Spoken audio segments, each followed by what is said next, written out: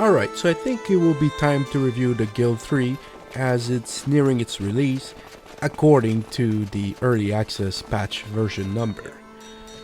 As a preface, I think I'll explain a bit more my process into the reviewing of this game.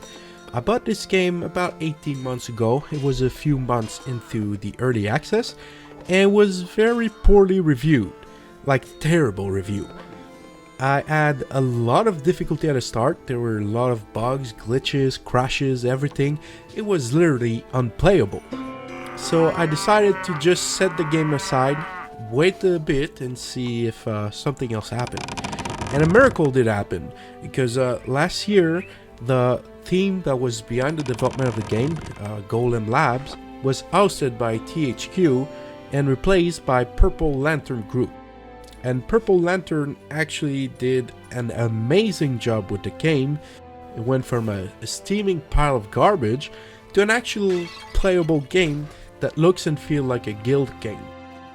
So after the news, I decided to play again the game, but I was still feeling a bit bland. A lot of areas were not filled in, and the basic gist of the economy behind everything, the way it was set to be made and built and executed for the startup and the economy, was just terrible mess. So much that since its change, I don't think it's worthwhile to talk about the oops and loops you had to jump through to get started in the game, which was very bad.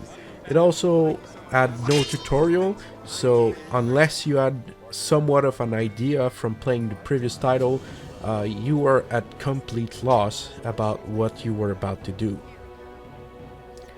But that was about a year ago, and a lot has changed since then. And as it stands right now, version I think 0.9.3 right now that has been released recently in late October, the game has been very stable, very playable, and it definitely looks like the Guild 3 and not a random pickup game that was just filling in the void for a missing title into the series. It's very interesting to see where it is now, and I feel like it might be time to do a review for the early access. Hopefully some of the problems that I'll bring up during the review will be handled by the development team. I'm fairly confident into their abilities because they did an exceptional job with what they've done right now. In essence, the Guild 3 is still the Guild. So when you start up the game, you only have two choices right now. You get either the poor fellow mode, where you start very poor and with almost no skill, and you got a carrier mode where you start with a little bit more money and a little bit more skills with some ranks available to you at the start, so you can actually start in the city.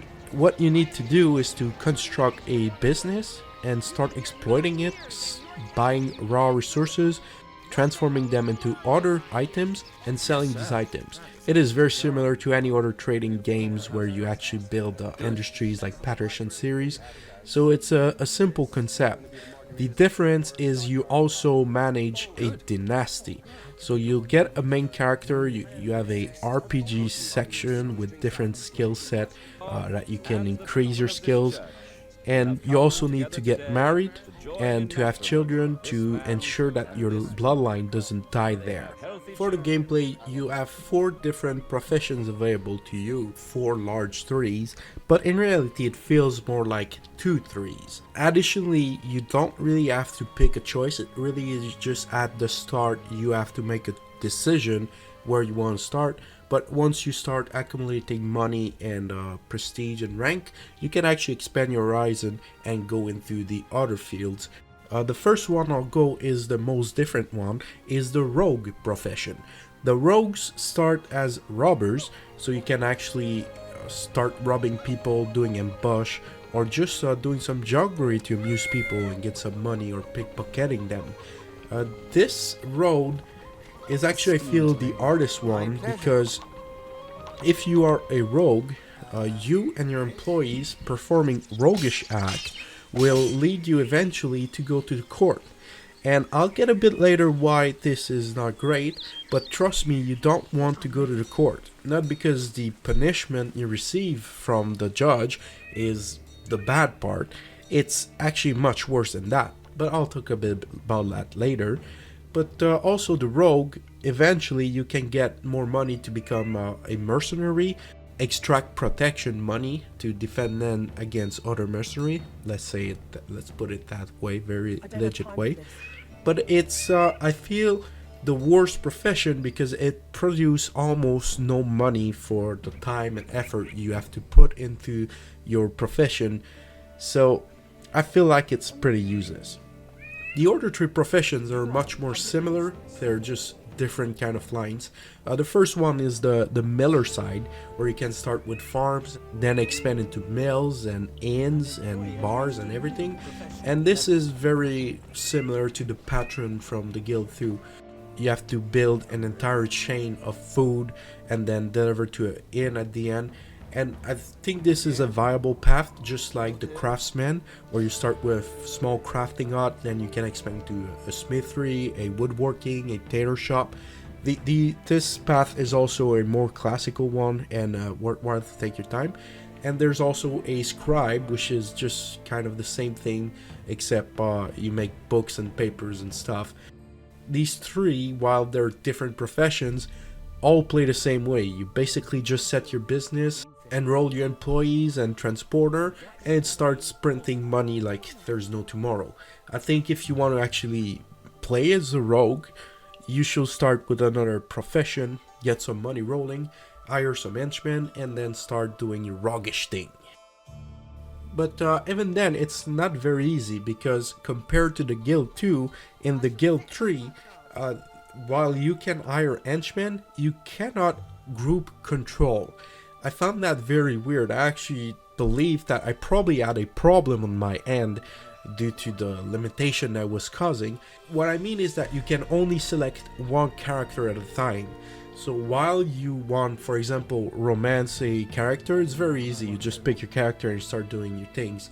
But if you want to, for example, attack an enemy and with a roaming band of rogues, it becomes impossible, because it's almost too hard, too long, too complicated to just click and control 5 or 6 different characters and move them individually, send them orders one by one, send them orders to attack. You have to go through the menu all the time.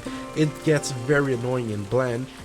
As for the rest of the professions, it's a little bit more easy. You just set down your business, you start hiring people, and you get some transporter, and everything plays out for itself. The only thing I think is important to mention is don't try to start manipulating the trade routes or even building a barn. Trust me on that, because trying to move some resources from one business to another to save costs somewhere is just not worth it in a long time, because the transporter are absolutely terrible, and it's just better to let the transporter do its thing to keep the storage stock, the default AI version, where they will buy raw resources, and whenever a business finishes their items, they'll go and sell. Because otherwise, if you look into the game, if you have, for example, a crude craftsman shop that makes fittings, you may be tempted to bring these fittings through a transporter to your smithery to create some armor and save costs, but it just doesn't work this way. It just becomes too hard and complicated. The transporters start doing whatever. And another problem I've had at some point is when you build a barn, a storage barn, you can get your transporter to move all the resources there, but then it's not possible to have a transporter at the barn to move these resources where they're needed, or to send them to the market to sell. So you will quickly, if you have multiple business, go bankrupt and out of business before you can even do anything in a mere day or so. Everything in the end feels the same, right? You build a building, you automate it, and it starts printing money. And it's very limited in this regard. I feel like there could be more depth, but it's not there right now. It's still enjoyable to build business and acquire new ones. And I actually had a bug in the game where I could just buy every business, notwithstanding my limited amount of business that I can own with my title. I was able to acquire every single business on the map, and I was just printing millions of dollars without doing much work.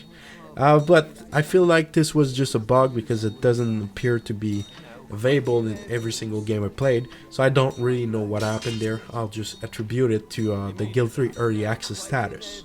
Outside the business, the other important facet of the game is the Dynasty. So basically you create your character, it will be the head of the family, and you will need an heir. Basically what you need to do is to romance someone. I feel like the romance portion of the game is truly, utterly broken at this moment.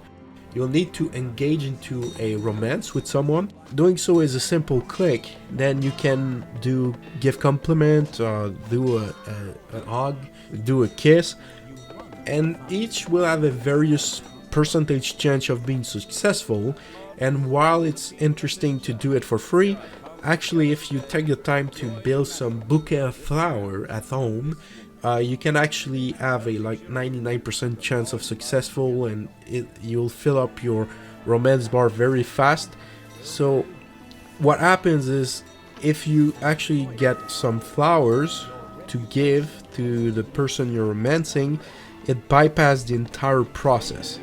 I find it nice because the rest of the romance is just boring clicking and waiting for a cooldown. Compared to the Guild 2, it's very lacking at this level.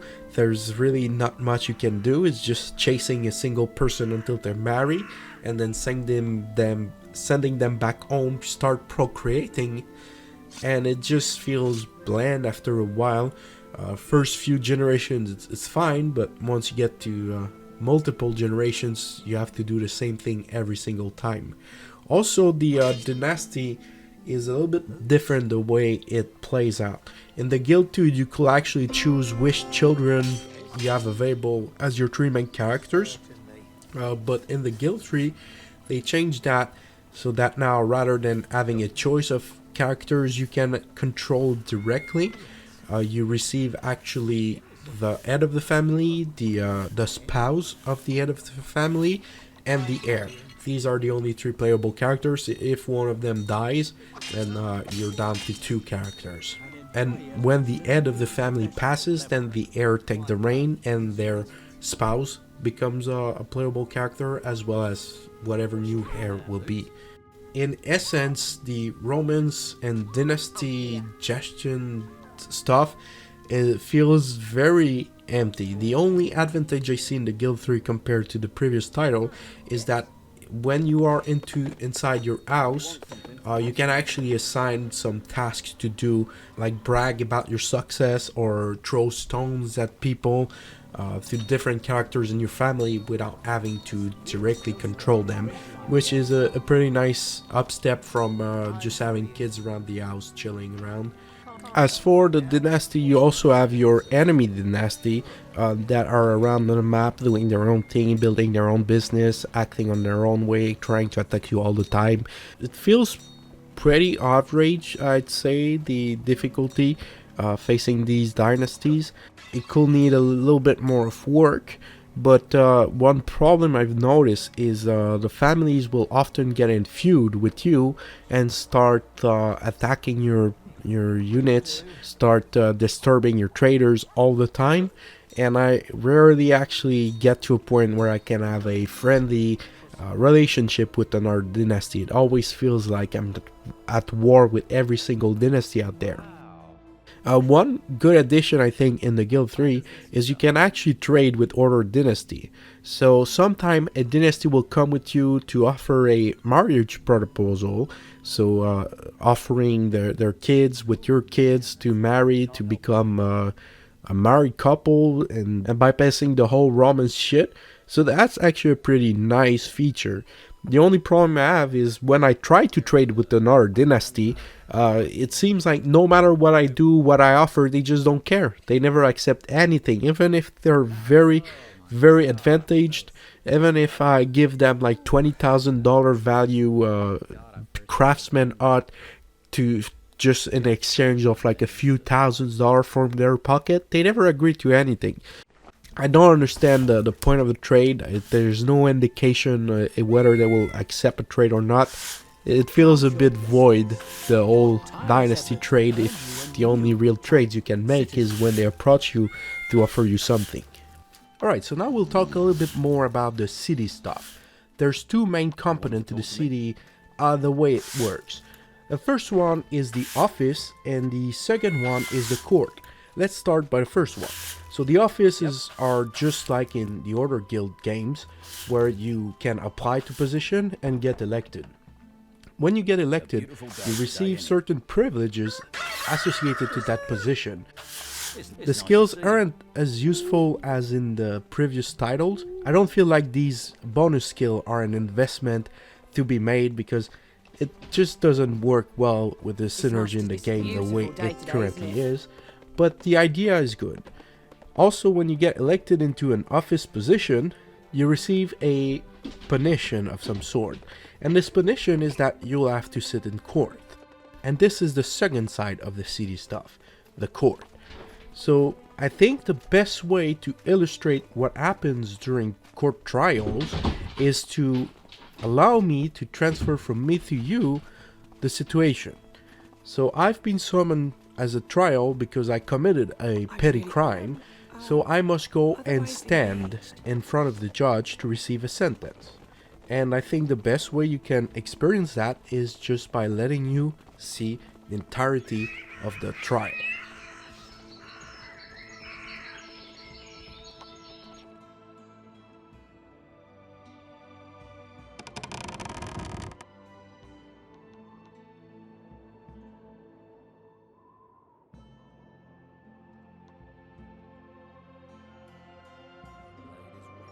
So, do you see a problem? Because I see a fucking problem here. There's nothing going on. Absolutely nothing.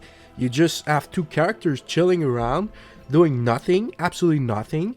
You get a slider that moves around toward the left or the right, making it more or less severe, the punishment you receive. But there's absolutely nothing going on. It's just boring. It's mad boring. It's not interesting to play and go to court for trials. And the punishment I was speaking about a bit earlier is when you sit on the judge side, you go through the same exact experience, except you can actually move the slider around. So you can move it to the right, and you have to move it to the right because you'd be stupid to move it to the left. So you just move to the right to make it a bit more severe in the sentence, and that's about it. Basically, the entirety of the city stuff, both the office and the court, are completely boring and broken, and I see absolutely no value in actually wasting time going into that section of the game unless you have the objective of winning to become the mayor or sovereign of the city. That's probably the only valuable reason to go and waste your time there, because once you are being summoned as judge, you get about 8 trials per day, and this is mad fucking boring because you spend 10 minutes per day just sitting around doing nothing, moving sliders to the right. It's broken. It's useless. It's the worst part of the game. It's actually so freaking boring that it made me quit the games. Right? I get to a point where it just becomes unbearable to play this game because you keep sitting onto a fucking trial doing nothing but moving a slider to the right. And this is the worst part of the game. I don't understand how they haven't done anything about it. Just fucking remove it at this point because it's fucking useless. The Guild 3 is not a bad game in conclusion. It's now approaching its release according to the release number of the early access patches. But I don't know if it's really ready at this point. I feel like the economy is very simple. The Dynasty system is very vain. The entire battle system, the war system, the feud system with the other dynasty, the rogues aspect of the game, it just feels broken down. I think a good way to fix that portion at least is to change the court system, fix the court so you can actually plead, bribe and stuff just like in the Guild 2, and to actually also allow you to select multiple units to make roaming bands of warriors to go around and disturb the city. Because right now when I play the Guild 3, what happens is every single time I play, I start building my craftsman, my mill, whatever, start pumping money, apply to some office and get bored after a few hours. It's the same for every single game I tried to play in the last 18 months. If it wasn't for Crash early on, it's now always due to boredom that I stop, and then I get a new release patch every other weeks or so. So my save game is broken and I cannot continue a single save game. So right now I feel like the game is not really worth the price. I feel it's pretty bland and empty. I'm very confident that the developers can actually put time and effort where it's needed right now to make the game more approachable and make the game less of a grind. Hopefully you've enjoyed this short review of the Guild 3. If you did, make sure to drop a like and share for more. Thank you for watching, and see you next time. I'm here. I was bored anyway. Ah, yes. If you want something,